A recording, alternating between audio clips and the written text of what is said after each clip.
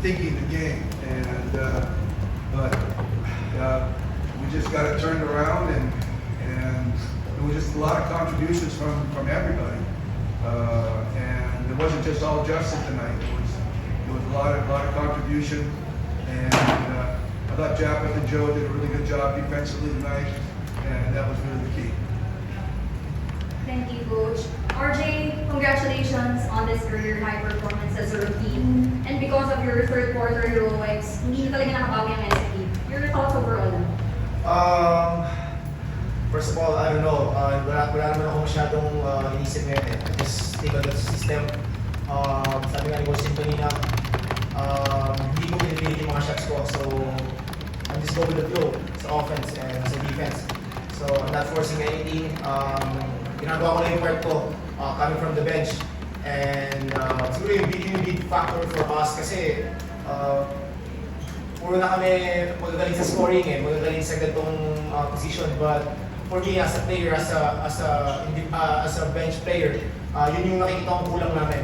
So yun lang siguro yung kailangan ko pang matutunan ngayong semis going sa sana hopefully sa finals.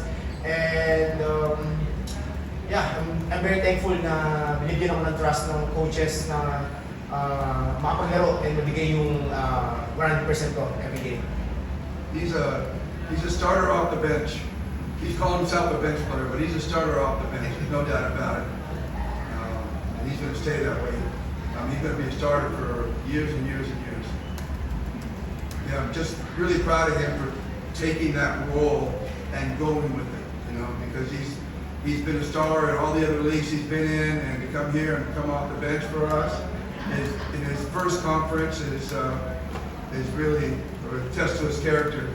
The key is that this is just going to be for a short term, as we have this kind of lineup, but eventually he's going to be the starter and the star of this team, without a doubt. We now open the floor for questions from our friends from the press. He asked him first, and it's kind of cold in here, and I want to get him out. Ask RJ if there's any questions. RJ, congratulations.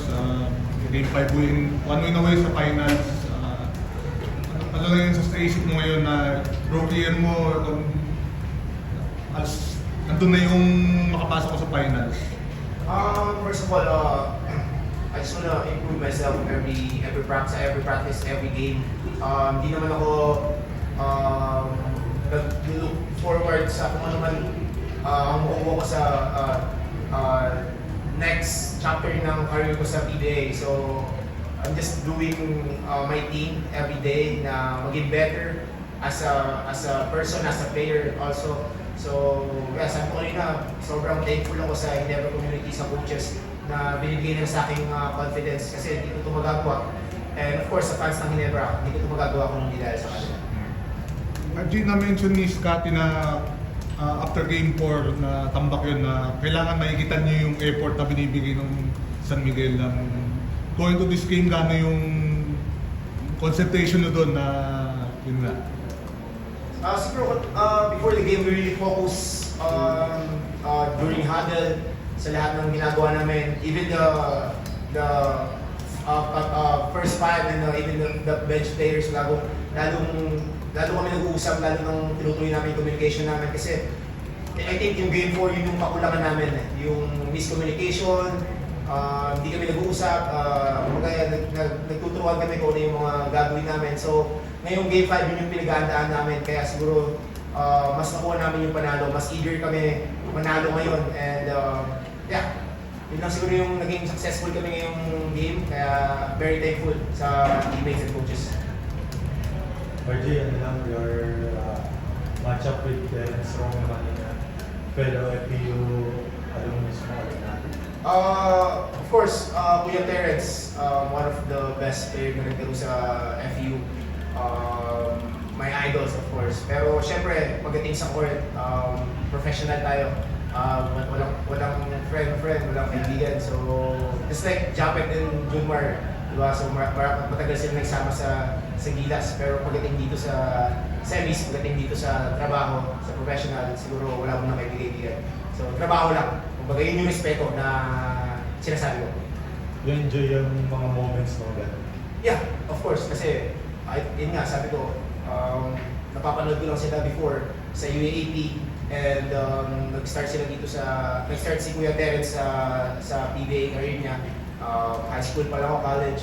So, ngayon, mas nag-challenge ako na bantayan siya, na scorean siya kasi Kuya Terence yun, idol ko yun since birth. So, yeah, yun lang. Thank you. Okay, get out of here. Maganda. Thanks, Chris. Pwede ka. No, sir. He's been battling a cold, so he's wet and in the airport, so. Coach, Justin said after game 4 that the defense was missing despite him scoring 49, you guys scoring 121 points. What was the focus? How was the focus for you guys to defend properly, to defend well this time? I think RJ had it right. We just weren't communicating well in game 4. We weren't locked into the defensive side, and you know, you're going to go out and try to outscore San Miguel. You're going to fail 90% of the time. They're just so gifted offensively, and so they play to their strengths. Their strength is that they are a great offensive team, so they play there. We like to think we're more of a defensive team, and that's where our strength is. So when we go out there and try to play their game, we're going to find ourselves in trouble, and that's what happened in game 4.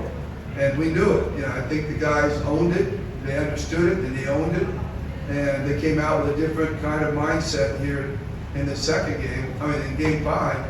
And the problem was is that they, even though our mindset was there, they were making shots from all over. Especially Marshall started off really strong, and we were a little bit confused on our pick and roll coverages, and we were giving up layups to CJ. But once we righted the ship, it took us 3 timeouts. We had to call 3 timeouts in that first quarter and a half, or first quarter, to kind of figure it out and then get on the same page and kind of get our minds settled into what we were supposed to do. And then we were able to do that. So yeah, it was definitely a change of mindset, I think, more than anything that affected this team for us. Coach, you and San Miguel have been trading wins after 5 games. Coach Kurtz wanted to break that trend tonight, but it didn't happen. Now it's your turn to do it in game 6. That's why it's so hard in playoffs. You know, I mean, I keep telling our team that the hardest win in a playoff is after you've won. That's the hardest win, because the other team's going to come back with adjustments, with more fire, but different mindset. Like we did today, we had a different mindset. You know, they're going to come back with that, and it's so, it's.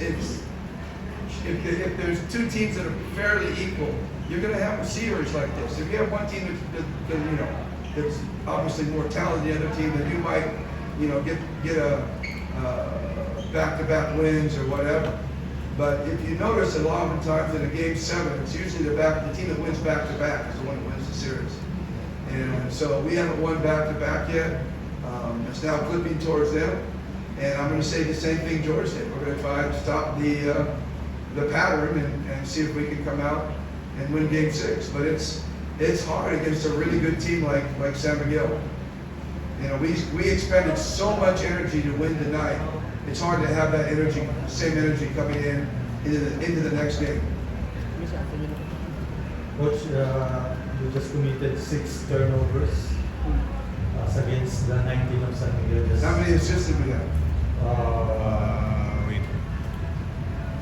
31 against 50. 31 against 6. That's really, really good. And you know, I mean, it's not something you're going to do every night. And tonight we were able to do it. Hopefully we can come close to doing that in the next game. But it's not going to be something we regularly do. When we do, we play a special game. Tonight we played a special game, and that was reflected in the score. But we played a special game tonight. And again, can we follow it up? That's the big question. Can we follow it up? And it's really hard to follow it up against a team like San Miguel. Coach, I know much has been said about defense and all, but can you just talk about the way Scotty asserted himself on offense, especially in the first?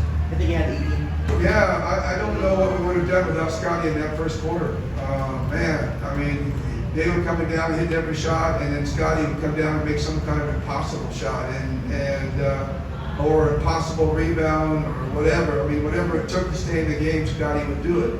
And you know, that's Scotty's MO for his whole career, and that's why he's so valuable for us at Ginebra, and why he's so valuable for Gilas as well.